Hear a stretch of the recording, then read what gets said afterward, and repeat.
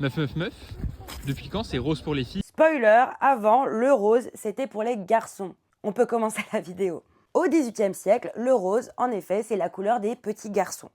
C'est un rouge adouci, donc viril, dynamique et surtout noble. Louis XV lui-même a été peint en robe rose quand il était petit garçon. Et le bleu, étonnamment, c'est féminin.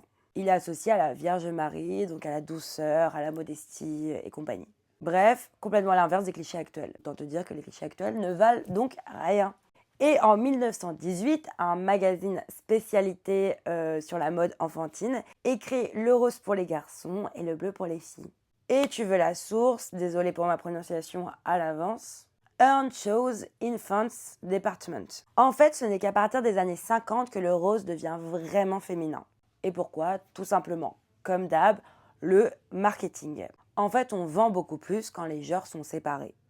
Puis dans les années 80, avec l'arrivée des échographies, on peut connaître le sexe à l'avance du bébé, on commence à offrir dès la grossesse du rose pour les filles et du bleu pour les garçons. Et ensuite, les stéréotypes se renforcent avec par exemple les poupées pour les filles et les voitures pour les garçons. Alors le rose, c'est pas pour les filles, c'est juste pour te convaincre d'acheter plus. Les couleurs n'ont aucun genre, c'est l'histoire qui les colore.